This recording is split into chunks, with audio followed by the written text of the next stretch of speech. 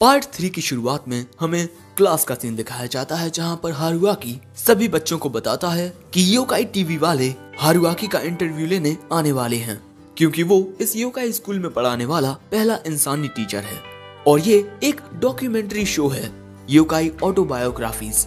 और दोस्तों, ये काफी पॉपुलर शो होता है जो एक बहुत लंबे वक्त से टेलीकास्ट होता आ रहा है। इसीलिए हारुआकी के स्टूडेंट्स उसे सलाह देते हैं कि हमारे सामने तो ठीक है, लेकिन उसे दुनिया के सामने अपनी बेइज्जती नहीं करानी चाहिए। वहीं मिकोतो तो ये तक कहता है कि हारुआकी को टीवी पर आने का हक ही नहीं है, क्योंकि वो एक लूजर है और एक नंबर का डरपोक भी। तुम्हें टीवी पर देखकर लोग तुम्हारी इतनी शिकायत करेंगे कि तुम्हें नौकरी से ही निकाल दिया जाएगा। ये बात सुन हारुआकी को भी खुद पर सेल्फ डाउट आने लगता है, जो देख कोतारो कहता है, टीचर, इस बार हम तुम्हारी मदद करेंगे ताकि तुम टीवी पर ऑसम नजर आओ। ये बात सुन हारुआकी खुश हो जाता है, लेकिन बगल वाली क्लास के हानाताका सेंसेई हारुआकी से ब्लैक बोर्ड में गड्ढा ना करने को कहते हैं। अब कुछ दिन बाद वो दिन आता है जब हारुआकी का इंटरव्यू लिया जाने वाला है और अब हारुआकी के पास वो लड़की आती है जो उसका इंटरव्यू लेने वाली है। इसका नाम आगेया है और उसके साथ है उसका एडी और बाकी का स्टाफ। लेकिन हारुआकी को ये एडी काफी डरावना लगता है। वैसे ये लोग पहले हारुआकी की क्लास को फिल्म करेंगे और उसके बाद कुछ क्लब एक्टिविटीज को भी। दोस्तों, आज हारुआकी का इंटरव्यू लिया जाने वाला है और इसीलिए क्लास में याकुमो अपनी हेयर स्टाइल को चेंज कर लेता है। साथ ही यानागीदा नाम का ये पेपर योकाई आज बहुत चमक रहा होता है, इसलिए मामेकिची उसे छू कर देखता है। मामेकिची ये देख हैरान हो जाता है कि ये कागज तो पूरा रेशम का बना है। इंटरव्यू के दौरान हर एक बच्चा स्मार्ट दिखना चाहता है, जो देख जाशिकी कहती है, ये कैसी बचकानी हरकतें कर रहे हैं। कोतारो कहता है, हाँ देखो ना, मैं पढ़ाई पर फोकस ही नहीं कर पा रहा हूँ। हर कोई अच्छा बनने की कोशिश में लगा हुआ है। जरा दूसरे बच्चों को देखो, हर कोई आज स्पेशली तैयार होकर आया है। और भैया आकीसामे, जो कि नॉर्मली हमें एक बिल्ली की तरह दिखाई देता है, एक एक्सपेंसिव बिल्ला बनकर आया है। लेकिन एक मिनट, ऐसा तो कुत्ता होता है। लेकिन तभी बच्चे नोटिस करते हैं कि हारुआकी इंटरव्यूअर के साथ क्लास में आ चुका है। वैसे इसके बाद एडी भी आता है, जो कि सच में बहुत डरावना दिख रहा है। लेकिन तभी आगेया ब्लैक बोर्ड में एक होल नोटिस करती है। उसे इग्नोर करते हुए हारुआकी पढ़ाने लगता है, लेकिन तभी वो देखता है कि उसके पास तो यूनिफॉर्म एनसाइक्लोपीडिया है। उसे समझ आता है कि आज वो गलती से अपनी टेक्स्ट बुक की जगह इसे ले आया है। इसलिए वो फिसलने का नाटक करते हुए ब्लैक बोर्ड में घुस जाता है। और क्योंकि दूसरी ओर हानाताका सेंसेई की क्लास चल रही थी, वो वहाँ बैठे बच्चों से जापानीज टेक्स्ट बुक मांगता है। अगले सीन में हम देखते हैं कि क्लास खत्म हो चुकी है और आगेया हारुआकी से आकर पूछती है, अब हम क्या करने वाले हैं। इनकी अगली क्लास के लिए इनकी मदद करने वाले हैं हानाताका सेंसेई, जहाँ पर आज हारुआकी की क्लास के बच्चे इंसानी दुनिया में जाकर लोगों को डराने वाले हैं। लेकिन तभी बच्चों के बीच हम हारुआकी को देखते हैं। सो हानाताका सेंसेई कहते हैं, आप प्लीज वहाँ से बाहर आ जाइए। सो इसके बाद हारुआकी पूछता है, अगर हम इंसानों के बीच जाने वाले हैं तो क्या हम बोट से जाएंगे। हानाताका सेंसेई बताते हैं, नहीं, उससे बहुत वक्त लग जाएगा, हम सीधे क्लासरूम के दरवाजे से जाएंगे। और जैसे ही हारुआकी इस क्लासरूम का दरवाजा खोलता है, वो एक अलग ही बिल्डिंग में आ जाते हैं, इंसानों के बीच मौजूद एक ऐसी बिल्डिंग में जिसमें अब कोई नहीं रहता। प्रिंसिपल ने अपने मैजिक का यूज करके इस जगह को उस क्लासरूम से कनेक्ट कर दिया है ताकि ये लोग आसानी से इंसानों के बीच आ पाएं। ये सुन हारुआकी कहता है, अरे यार, ये मुझे पहले बताना चाहिए था ना, मुझे एक बोट से आना पड़ा था, कितना खर्चा हो गया था मेरा। हानाताका कहते हैं, अगर हम तुम्हें बता देते तो तुम वहाँ कभी आते ही नहीं। अब क्योंकि ये सब कुछ रिकॉर्ड हो रहा था, इसीलिए हारुआकी इस पार्ट को कट करने को कहता है। वैसे हारुआकी के स्टूडेंट्स के लिए ये वाली क्लास पहली बार होने वाली है, जहाँ पर वो इस बिल्डिंग के रास्ते से आने वाले लोगों को डराएंगे। और क्योंकि इस जगह पर ज्यादा लोग आते जाते नहीं हैं, तो ये जगह इनकी क्लास के लिए परफेक्ट है। वैसे इस क्लास के लिए हम हारुआकी सेंसेई का यूज नहीं कर सकते, भले से ही वो एक इंसान है। क्या कोई इसका रीजन बता सकता है कि आखिर क्यों नहीं। मामेकिची बताता है, हाँ, क्योंकि उनके कोई दोस्त नहीं है। जो सुन हारुआकी कहता है, हाँ, भले से ही ये बात सच है कि मेरे कोई दोस्त नहीं है, लेकिन फिर भी तुम्हें ऐसा नहीं कहना चाहिए। वैसे बाकी सारे स्टूडेंट्स के अपने अपने ओपिनियन होते हैं, जो सब बुरे थे। तभी कुनिको नाम की लड़की कहती है, क्योंकि अगर हम इन्हें डराएंगे भी तब ये इस बारे में जाकर किसे बताएंगे। हानाताका कहते हैं, एग्जैक्टली, और इसी वजह से बच्चों को भी नहीं डराया जाएगा, क्योंकि उनकी बातों पर आखिर कौन ही यकीन करेगा। साथ ही बूढ़े लोगों को या प्रेग्नेंट औरतों को या बीमार लोगों को नहीं डराया जाएगा। वैसे सबसे पहले जाएंगे रेंसुके और कुनिको। हारुआकी कहता है मैं तुम दोनों को गुड लक विश करना चाहता हूँ, लेकिन वो ऐसी हरकत कर रहा था कि ये गुड लक कम और बदकिस्मती लगाना ज्यादा लग रहा था। अब इसके बाद रेंसुके और कुनिको एक जगह छुप जाते हैं, जिसके बाद वो वहाँ दो लड़कों को आते हुए देखते हैं और इन दोनों की बातों से लग रहा था कि ये दोनों ही बहुत घटिया हैं, यानी कि मुझ जैसे अच्छे तो बिल्कुल भी नहीं हैं। और इनकी बातें सुन ये दोनों डिसाइड करते हैं कि इन्हें तो डराना ही होगा। इसके बाद कुनिको इनके पास जाकर इनसे रास्ता पूछने का नाटक करती है।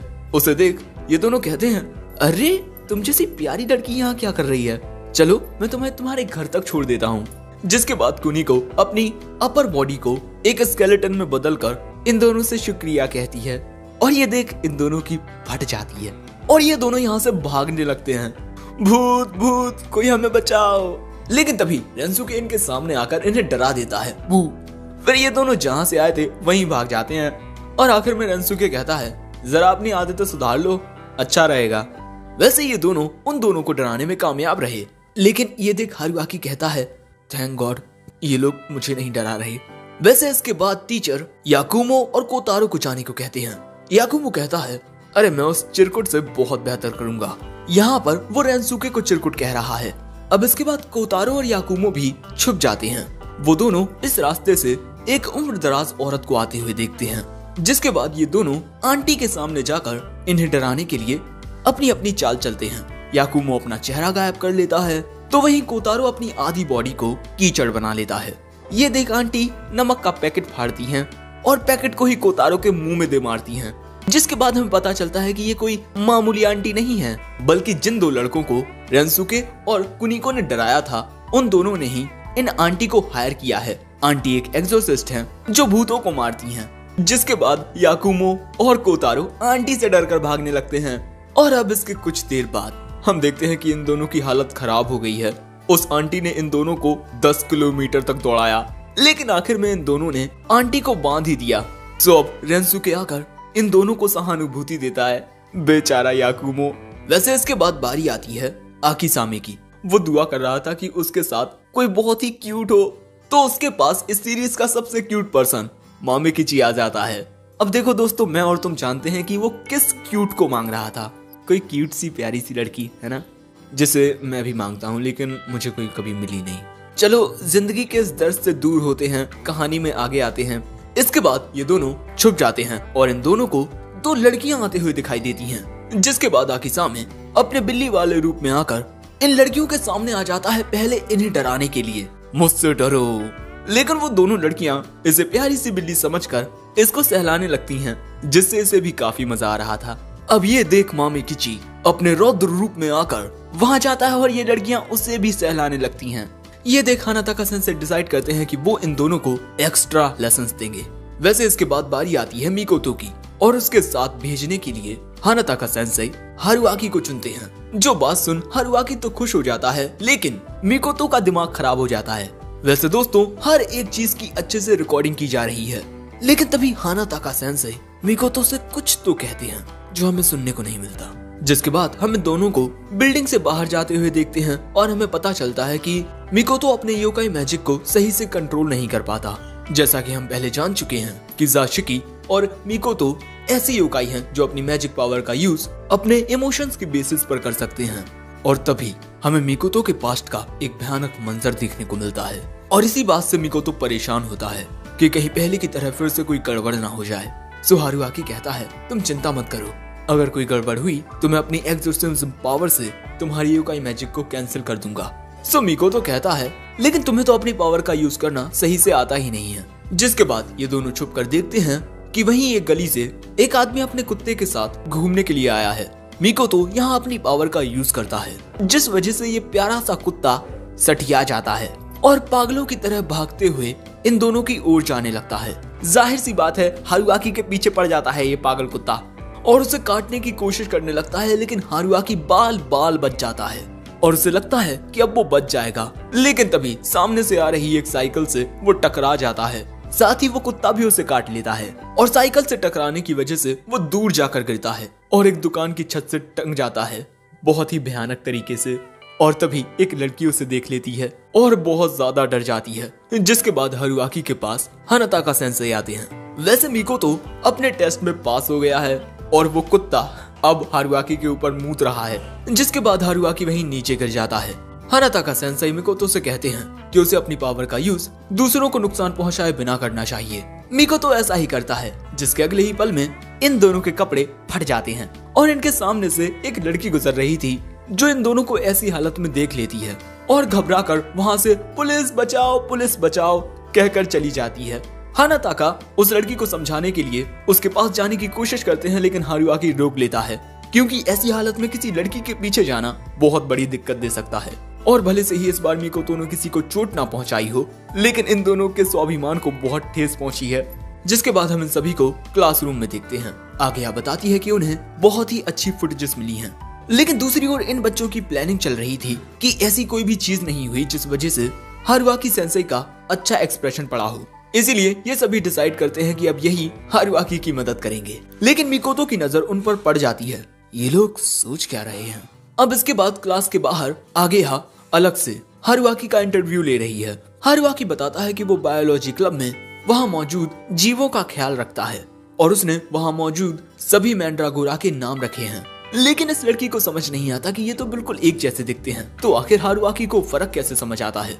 लेकिन तभी वहाँ कुछ गुंडे टाइप बच्चे आते हैं। असल में ये सभी कोतारो, रेंजुके, आकिसामे और बाकी सब होते हैं। ये सभी यहाँ बुरे बच्चे बनने का नाटक कर रहे हैं, जिन्हें हारुआकी हरा देगा, जिससे उसका इंटरव्यू में काफी अच्छा इंप्रेशन बन जाएगा। लेकिन हारुआकी बिल्कुल किसी बकरी की तरह बहुत डर गया है और देखकर तो जरा भी नहीं लगता कि कोतारो खतरनाक लग रहा है, बल्कि ये तो हैंडसम लग रहा है। तभी रेंजुके और जाशिकी कहते हैं, अबे डर क्यों रहा है टीचर, हमारा सामना करना, क्योंकि हमने तेरी क्लास के बच्चों से काफी सारे पैसे लिए हैं। अब ये देख मिकोतो भी हारुआकी से जाकर कहता है, तुम्हें अब इनका सामना करना ही होगा। और वो उसे इतनी जोर से हिलाता है कि उसकी गर्दन ही, अब क्या हुआ है ये तो मैं भी नहीं कह सकता यार। और वो इसी तरह इन गुंडे टाइप बच्चों को समझा देता है और ये सभी हारुआकी के सामने झुक जाते हैं। जो देख आगे कहती है, हारुआकी सेंसेई के शब्दों ने बुरे बच्चों को अच्छों में तब्दील कर दिया है। ये लड़की एक नंबर की बेवकूफ है। और इसके बाद ये सभी बच्चे अच्छे बनकर कहते हैं, अब हम अपनी जिंदगी सही तरीके से जिएंगे, थैंक यू सर। वैसे इसके बाद हारुआकी का इंटरव्यू जारी रहता है, लेकिन तभी मामेकिची बताता है कि एक मैंड्रागोरा कम है। और अगले ही पल में ये सभी देखते हैं कि वो एक मैंड्रागोरा रेलिंग के ऊपर चढ़ा हुआ है और तभी उसका बैलेंस बिगड़ता है और वो नीचे गिरने लगता है। जो देख हारुआकी कहता है, नहीं मार्शमैलो। और इसके बाद वो तेजी से दौड़कर मार्शमैलो को बचाने के लिए जाने लगता है और वो बिना कुछ सोचे समझे उसे बचाने के लिए खुद एक छलांग लगा देता है। वो मार्शमैलो को तो पकड़ लेता है, लेकिन अब ये दोनों इतनी ऊंचाई से साथ में गिरने वाले हैं और गिरने भी लगते हैं, लेकिन तभी इन्हें कोई पकड़ लेता है। ये सभी होते हैं हारुआकी की क्लास के स्टूडेंट्स, जिन्होंने इस तरह एक चेन सी बनाकर हारुआकी और मार्शमैलो को गिरने से बचा लिया है। लेकिन जिन शुरुआती बच्चों ने बाकी सबको टांग रखा था, वो इतने सारे लोगों को एक साथ नहीं खींच सकते और अगर ऐसा ही चलता रहा तो ये सभी नीचे गिर जाएंगे। सो तभी इनके पीछे आता है कैमरामैन एडी और वो आसानी से बाकी सबको खींच लेता है। जिसके बाद हम देखते हैं कि सभी सही सलामत होते हैं और यहाँ एडी इन सभी बच्चों की तारीफ करता है कि तुम सभी में बहुत जिगरा है। हारुआकी के पास जो मार्शमैलो था वो तो काफी डरा हुआ था, लेकिन हारुआकी मुझे नहीं लगता कि वो कुछ सही से प्रोसेस कर पा रहा है। मिकोतो उससे कहता है कि उसे ऐसी पागलों वाली हरकतें नहीं करनी चाहिए, लेकिन हारुआकी उसे बताता है कि मैंने थोड़ी सी सूसू कर ली है। जिसके बाद हमें वही टीवी शो देखने को मिलता है जिसमें हारुआकी का इंटरव्यू लिया गया था। हारुआकी आबे एक इंसानी टीचर जो योकाई स्कूल में पढ़ा रहा है, तो वो कब तक इस स्कूल में पढ़ाएगा। देखो बच्चों, मैं इस शो में कितना हैंडसम लग रहा हूँ। सो तभी मिकोतो उसमें लात मार देता है। टीवी शो वालों ने उन फुटेजेस की एडिटिंग इतनी बढ़िया तरीके से की है कि हारुआकी एक बहुत ही माहिर टीचर लग रहा है। और हारुआकी तो इस बात से खुश होता है कि सब कुछ सही हुआ, लेकिन तभी उसे किसी का कॉल आता है। वो क्लास के बाहर जाकर बात करने लगता है। आमे, कितने दिन बाद बात कर रहे हैं हम, वैसे उन टेलिस्मान के लिए शुक्रिया यार। दूसरी ओर से वो बंदा कहता है, कोई बात नहीं, लेकिन यकीन ही नहीं होता कि अब तुम एक टीचर हो, वो भी योकाई स्कूल में। वैसे मुझे तुम्हारी थोड़ी मदद चाहिए, फेस्टिवल आने वाला है। हम देखते हैं कि जाशिकी, कोतारो और मामेकिची छुपकर हारुआकी की बातें सुन रहे हैं कि हारुआकी फेस्टिवल के लिए अपने घर जाने वाला है, वो भी इसी वीकेंड पर। जो जान इन तीनों के दिमाग में एक आइडिया उमड़ता है हारुआकी के साथ उसके घर जाने का, और उन्हें देखने भर से ही मिकोतो समझ जाता है कि ये लोग क्या सोच रहे हैं। तभी मिकोतो भी हारुआकी को फोन पर बातें करते हुए सुनता है और फिर एक शरारत भरी मुस्कुराहट देता है, यानी कि भैया ये भी उसके साथ जाने वाला है। तो अब अगले एपिसोड में तो और भी ज्यादा मजा आने वाला है। सो अगला एपिसोड देखने के लिए जल्दी से इस वीडियो पर 3K लाइक और 300 कमेंट कर दो। ओके प्लीज कर दो, और मैं एक ही दिन में इसका अगला पार्ट भी ले आऊंगा। और ऑनगोइंग सीरीज होने की वजह से इसके इतने छोटे एपिसोड हैं, लेकिन चिंता मत करो, कुछ दिन के बाद मैं 1 आवर और ऐसी ही लॉन्ग वीडियोस लाने लगूंगा। और हाँ, जल्दी मैं एक नया चैनल खोलने वाला हूँ, उस पर सपोर्ट दिखाने के लिए तैयार हो जाओ मेरी जान, क्योंकि उस चैनल के वीडियोस देखने में तुम्हें बहुत मजा आने वाला है। और उसी चैनल पर मैं अपना फेस रिवील भी करूंगा। वैसे उसमें तो काफी वक्त है, लेकिन दूसरा चैनल जल्दी खोल लूंगा। वैसे चैनल को भी सब्सक्राइब कर दो, और आखिर में सायोनारा।